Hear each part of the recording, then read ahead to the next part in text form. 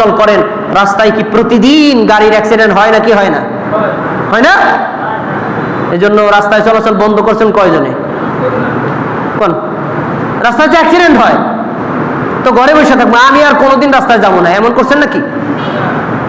তাহলে নারীরা যদি ঘর থেকে বের হয় ফিতনা ফাসাদ হতে পারে, এজন্য কি তাদেরকে ঘরেই আটকায় রাখতে হবে? বাইরে তাদের কোনো কাজ নাই?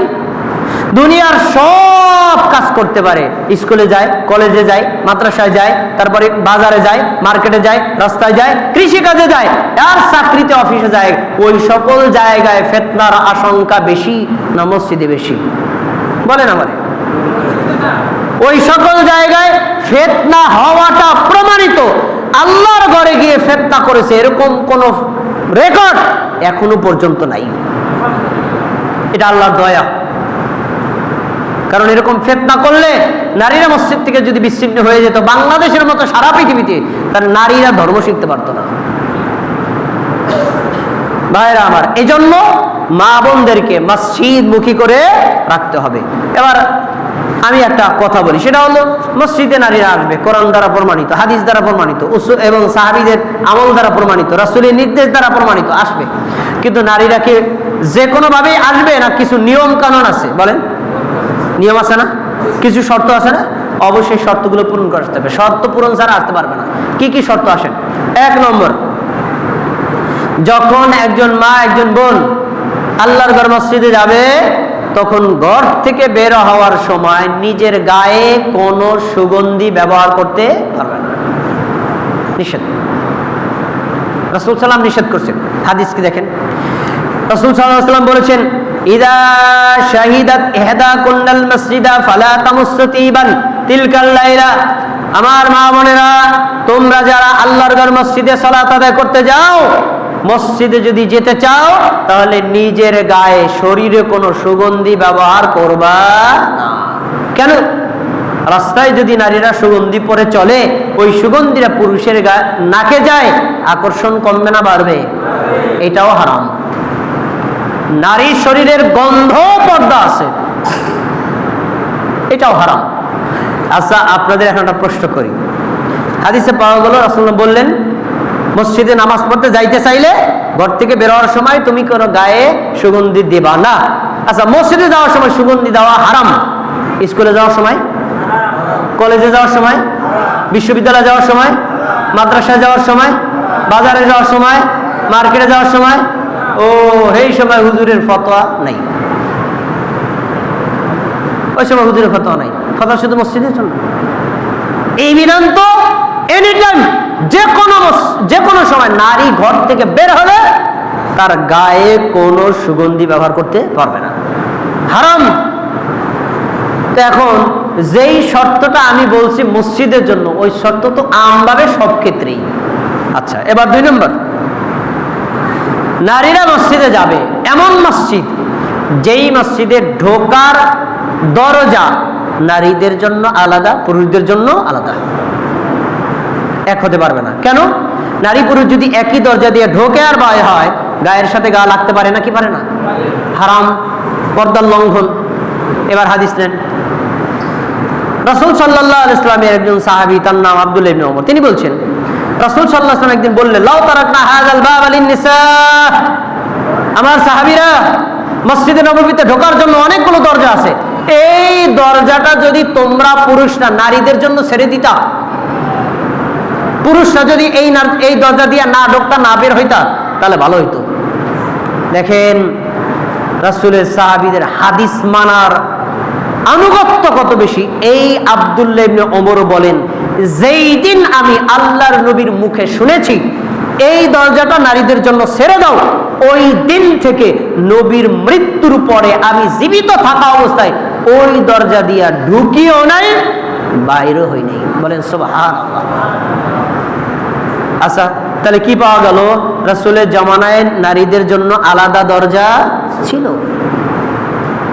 তাহলে আপনি কি করবেন? এমন মসজিদে নারীদেরকে পাঠাবেন বা নিয়ে যাবেন যেই মসজিদে নারীদের ঢোকার দরজা আলাদা, পুরুষদের ঢোকার দরজা আলাদা, কারোর সাথে কারো মানে একাকার হওয়ার কোনো সুযোগ নাই। আচ্ছা, 2টা শর্ত গেল। 3 নম্বর, নারীদের অজুখানা প্রয়োজন হলে পেশাবখানা পায়খানা এটাও থাকা লাগবে। তার যদি একটা ওজোর চাপে, সে এখন কোথায় যাবে? পুরুষদের ওখানে তো যাওয়া সম্ভব না, পর্দা লঙ্ঘন হবে। এজন্য মসজিদে যদি আপনি নারীদের জন্য ব্যবস্থা করতে চান, তাদের জন্য ওযুখানা তৈরি করবেন আলাদা, তাদের জন্য পেশাবখানা তৈরি করবেন আলাদা, তাদের জন্য মানে সেপারেট জায়গা করবেন, যাতে পুরুষদের সাথে কোনো দেখা সাক্ষাৎ, পর্দা লঙ্ঘন না হয়। 3টা শর্ত। 4 নম্বর, নারীদের পূর্ণ পর্দার সাথে থাকার ব্যবস্থা করতে হবে। যেইখানে দাঁড়ায় নামাজ পড়বে ওইখানেও পর্দা থাকতে হবে, কারণ সে রুকু দিলে, সিজদা দিলে চেহারা খুলে যেতে পারে, একটা কাপড় পরে যেতে পারে। তো এই জন্য যেখানে নামাজ পড়বে তার চতুর্দিকেও তার পর্দার ব্যবস্থা থাকতে হবে, যেন কোনো ব্যক্তি কমেন্ট করতে না পারে যে মসজিদে নিয়া নারীদের কোনো বিপর্দার পরিবেশ হয়েছে। আচ্ছা, 5 নম্বর, মসজিদে যাতায়াত পথে পর্দার সাথে নারীদের যাওয়া আর আসা। আচ্ছা, আমি আপনাদেরকে বলি, উসমান বাইতুস সালাম মসজিদে আপনার মা বোনদেরকে নিয়ে আসবেন, হ্যাঁ, আসার সময় পর্দার সাথে যাবে, আসবে, যাওয়ার সময় পর্দার সাথে যাবে, হ্যাঁ, এটা ইসলামী শরীয়তের বিধান। এটা কি মসজিদের জন্য না সব সময়? সব জায়গায়, এটা সব জায়গায়। তাহলে এই 5টা শর্ত যদি পূরণ হয়, এরকম কোন মসজিদে এরকম পরিবেশ থাকে, ওই জায়গাতে আপনার মাকে, আপনার বোনকে 5 ওয়াক্ত সালাতের জন্য সম্ভব হলে গেল। 5 ওয়াক্তে ঝামেলা হলে কমপক্ষে জুমায় হলে যাবে, কারণ জুমার দিন খুতবা থাকে, খুতবা শোনার জন্য যাবে, কারণ ওখান থেকে দিন শেখার আছে। এরপরে ঈদের নামাজের জন্য যাবে, অন্য কোনো ইসলামী জলসা, আলেম ওলামারা যদি কোনো আলোচনা করে, এই আলোচনা শোনার জন্য হলেও যাবে। তাহলেই নারীরা দিন শিখবে, তারা দিন বুঝতে পারবে। এতক্ষণ পর্যন্ত কোরআনের আয়াত হাদিস দিয়ে আপনাদেরকে বলছি, আপনারা মোটামুটি বুঝে গেছেন। তারপরেও আমাদের সমাজে কিছু মানুষ আছে, দেখবেন ওরা কুত্তার লেজের মতো বাঁকা। কোরআন হাদিস যতই কও, আমি মানি না, নারীদেরকে মসজিদে নেবা মানে তোমরাই কি কোরআন হাদিস পড়ছো? শরীয়তপুর জেলার বড় মসজিদের খতিব সাহেব, ইমাম সাহেব তো কয় না। সারা বাংলাদেশে কত মসজিদ আছে, আর বেশি বোঝো, তাদের সাথে ধর্ম বেশি বোঝো, না নেওয়া যাবে না, মানি না, আমার সন্তানকেও যাইতে দেবো না, আর মসজিদে আসতেও দেবো না। এরকম গাউরা টাইপের লোক আছে না? আছে তো। ওই গাউরা টাইপের লোকদের জন্য প্রথম আঙ্গুল, গত সরকার 560টা মডেল মসজিদ করেছে বাংলাদেশে। 560টা মডেল মসজিদের প্রত্যেকটা মসজিদে নারীদের নামাজের জায়গা আছে না নাই? বাংলাদেশের জাতীয় মসজিদ বাইতুল মুকাররম, নারীদের নামাজের জায়গা আছে না নাই? ঠেকাও। যদি তারা হারাম হতো, এটা তারা কেন করলো? ঠেকাও। আচ্ছা, এরপরে যদি গাউরামি করো, এই গাউরা লোকদের কাছে আমার কিছু প্রশ্ন। 1, বাজারে মার্কেটে গেলে নারীদের ফিতনার আশঙ্কা বেশি নাকি মসজিদে গেলে ফিতনার আশঙ্কা বেশি? বলো, বলেন। মসজিদে যাইতে দিলাম না, তোমার নারী, তোমার কন্যা মার্কেটে কেন যায়? মসজিদে যাইতে দিলাম না, তোমার কন্যা তোমার চোখের সামনে, হ্যাঁ, মার্কেটে বাজারে কিভাবে যায়? ওইখানে তো ফিতনার আশঙ্কা আরো বেশি। ওখানে তুমি ঠেকাইতে পারো না, তুমি গার জোর দেখাও আল্লাহর ঘর মসজিদে। তারপরে স্কুল কলেজ বিশ্ববিদ্যালয় আর মসজিদে, বলেন মসজিদে ফিতনার আশঙ্কা বেশি না স্কুল কলেজ বিশ্ববিদ্যালয়ে ফিতনার আশঙ্কা বেশি? তো তোমার মেয়েদি স্কুলে যায়, তোমার মেয়েদি কলেজে যায়, তোমার মেয়েদি বিশ্ববিদ্যালয়ে যায়, সেখানে তোমার গায়ের জোর থাকে কোথায়? ওইখানে তোমার ফতোয়া থাকে কোথায়?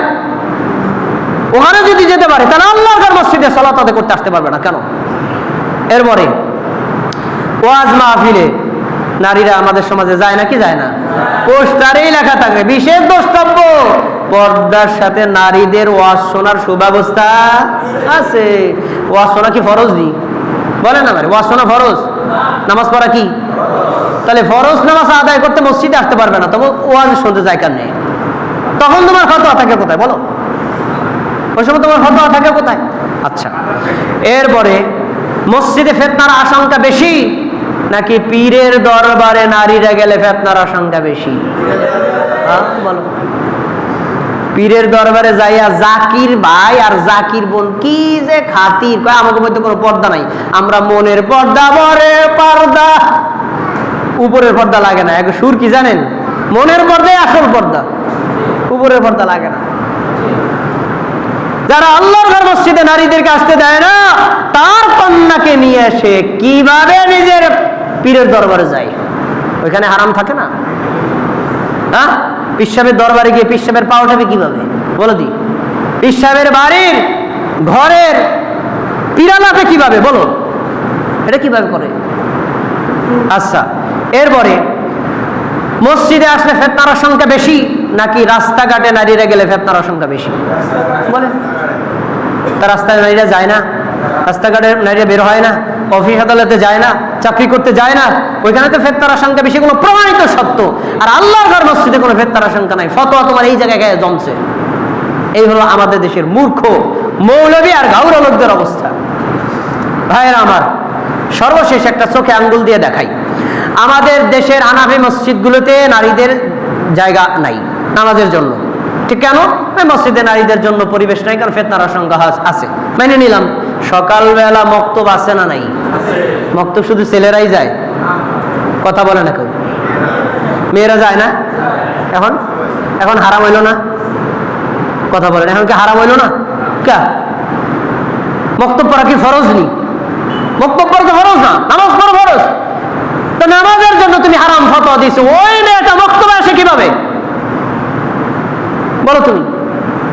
এজন্য কোনো ফতোয়া দেওয়ার আগে চিন্তা করতে হবে ফতোয়াটা নিজের গায়ে আগে পড়বে কিনা।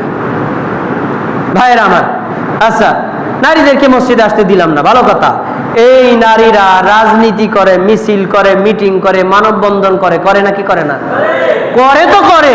মিছিল মিটিং এর সামনে থাকে নারীরা, ওই সময় তোমার ফতোয়া কই বলো? তোমার ওই সময় তোমার ফতোয়া কই? রাজনীতি করতে পারে, মিছিল মিটিং করতে পারে, মানববন্ধন করতে পারে, আর রাস্তায় যদি ঝাড়ু মিছিল করতে পারে, তাহলে আল্লাহর ঘর মসজিদে আসতে পারবে না কেন বলো? এই জন্য এই সকল আজগুবি ফতোয়া বন্ধ করে আবার 1400 বছরের পূর্বে রাসূলের যুগের ইসলামের দিকে ফিরে যেতে হবে, নতুবা আপনার পরিবার ইসলামী পরিবার হবে না, নতুবা আপনার সমাজ কখনো ইসলামী সমাজে পরিণত হতে পারে না। ভাইরা, সবশেষ একটা কথা বলে আমার খুতবাটা শেষ করে দেই। একটা কথা বলি, আপনারা মসজিদে আসতে দিবেন না আপনার মা রে, আপনার বোন রে, আপনার কন্যা রে। কেন? ওই মা, বোন, কন্যা মসজিদে আসলে বা আসার পথে ফিতনা ফাসাদ করবে, এই জন্য। আচ্ছা, বাংলাদেশে তো নারীদের মসজিদে আসার মানে পরিমাণটা কম। সারা পৃথিবীতে আমার একটা মসজিদ দেখান, কোন সাংবাদিকরে দেখান, যে একটা রেকর্ড দেখান, মসজিদে নারী নামাজ পড়তে গেছে, নামাজ পড়ে আসছে, মসজিদ চলা, নামাজ পড়া অবস্থায় অথবা যাতায়াত পথে নারী কর্তৃক পুরুষ কর্তৃক কোনো ফিতনা হয়েছে, একটা রেকর্ড আপনি দেখান। সারা পৃথিবীতে কোনো দিন দেখাতে পারবেন না। কারণ মসজিদে যত ছাত্র মানুষে আসুক, ছেলেরা আসলেও আসে ইবাদতের জন্য, নারীরা আসলেও আসে ইবাদতের জন্য, কেউ ফিতনা ফাসাদের জন্য আসে না। অতএব এই সকল আজগুবি ফতোয়া চিন্তাধারা বাদ দিয়া আমরা যেভাবে 5 ওয়াক্ত সালাতে আসি, আমরা যেভাবে জুমার সালাতে আসি, আমরা যেভাবে ঈদগাহে যাই, আমরা যেভাবে জানাজা যাই, এই মা, বোন, কন্যা, স্ত্রীদেরকে এই কাজের সাথে সম্পৃক্ত রাখতে হবে, তবেই তারা ইসলামী মা বলে গণ্য হবে। আমরা কি আমাদের মা বোনদেরকে সম্পৃক্ত রাখতে রাজি আছি? ইনশাআল্লাহ রাখবো না? ইনশাআল্লাহ। এরকম একটা পরিবেশ তৈরি করা দরকার। এই পরিবেশের ব্যাপারে আপনাদের সাথে কথা আছে, আমরা নামাজের পরে সকলে বসবো ইনশাআল্লাহ। এতক্ষণ পর্যন্ত যে খুতবা বলেছি, আল্লাহ তাআলা আমাদেরকে মানার তৌফিক দান করুন। ইন্নাল হামদুলিল্লাহি নাহমাদুহু ওয়া নাস্তাঈনুহু ওয়া নাস্তাগফিরুহু ওয়া নু'মিনু বিহি ওয়া নাতাওয়াক্কালু আলাইহি ওয়া নাউযু বিল্লাহি মিন শুরুরি আনফুসিনা মান ইয়াহদিল্লাহু ফালা মুদিল্লা লাহু ওয়া মান ইউদ্লিলহু ফালা হাদিয়া লাহু ওয়া আশহাদু আন লা ইলাহা ইল্লাল্লাহ ওয়া আশহাদু আন্না মুহাম্মাদান আবদুহু ওয়া রাসূলুহু। فيا أيها المسلمون، قال الله سبحانه وتعالى في القرآن المجيد: أعوذ بالله من الشيطان الرجيم، بسم الله الرحمن الرحيم، إن الله وملائكته يصلون على النبي يا أيها الذين آمنوا صلوا عليه وسلموا تسليما. اللهم صل على محمد وعلى آل محمد كما صليت على إبراهيم وعلى آل إبراهيم إنك حميد مجيد. اللهم بارك على محمد وعلى آل محمد كما باركت على إبراهيم وعلى آل إبراهيم إنك حميد مجيد. আল্লাহ, আপনি আমাদের জুমার সালাতকে কবুল করে নিন, আমাদের জুমার খুতবাকে কবুল করে নিন, আমাদের ইবাদতকে কবুল করে নিন, আমাদের সকল আমলগুলোকে কবুল করে নিন, আমাদের সবাইকে মুসলিম হওয়ার তৌফিক দান করুন। ইসলামের উপর অটল থাকার তৌফিক দান করুন, আমাদেরকে ঈমানদার হওয়ার তৌফিক দান করুন, ঈমানের উপর অটল অবিচল থাকার তৌফিক দান করুন। আমাদের যারা অসুস্থ সবাইকে সুস্থতা দান করুন, আমাদের পরিবারে যারা অসুস্থ তাদের সবাইকে সুস্থতা দান করুন। আমাদের নেক আশাকে আপনি পূরণ করে দিন। এই মুসমার বাইতুস সালাম মসজিদকে কবুল করে নিন। এই মসজিদে যারা দান সদকা করে তাদের দানকে কবুল করে নিন। এই মসজিদের মাধ্যমে আমাদের দাওয়াতকে প্রচার প্রসার বেশি বেশি করার তৌফিক দান করুন। এই মসজিদের মাধ্যমে মানুষদেরকে হেদায়েতের দাওয়াত দেওয়ার তৌফিক দান করুন। আমাদের যাবতীয় ধর্মীয় কাজে সহযোগিতা করার তৌফিক দান করুন। আল্লাহ আপনি আমাদের সবাইকে মুসলমান হিসেবে কবুল করুন, আমাদের সন্তানদেরকে ইসলামী সন্তান হিসেবে কবুল করুন, আমাদের মা বোন তাদের সবাইকে ধার্মিক হিসেবে কবুল করুন, তাদেরকে ধর্ম জানার এবং মানার তৌফিক দান করুন। আল্লাহ আপনি আমাদের সকলের দোয়া কবুল করে নিন। আমাদের মসজিদের মুতাওয়াল্লিরা আত্মীয় ছোট শিশু অসুস্থ অবস্থায় হাসপাতালে ভর্তি আপনার কাছে দোয়া চেয়েছে, আল্লাহ রাব্বুল আলামিন এই শিশুটাকে দ্রুত সুস্থতা দান করুন। আমাদের আরেক ভাই তার কন্যার জন্য দোয়া চেয়েছেন, তিনিও অসুস্থ, আল্লাহ এই কন্যাকে দ্রুত সুস্থতা দান করুন। আমাদের আরো যারা আছে মনের চাহিদার যত দোয়া আছে আল্লাহ আমরা অন্তর থেকে সে দোয়া করছি, আমাদের দোয়াকে কবুল করে নিন। আল্লাহ আপনি আমাদের সকলের সালাতকে কবুল করে নিন। আল্লাহ আপনি আমাদের সকলের আনন্দ আমাদের চাওয়া পাওয়াকে কবুল করে নিন। ইন্নাল্লাহা আমরু বিল আদলি ওয়াল ইহসান ওয়া ইতা'i যিল কুরবা ওয়া ইয়ানহা আনিল ফাহশাই ওয়াল মুনকারি ওয়াল বাগি ইয়া'iদুকুম লাআল্লাকুম তাযাক্কারুন ফাযকুরুনি আযকুরুকুম ওয়াশকুরু লি ওয়া লা তাকফুরুন।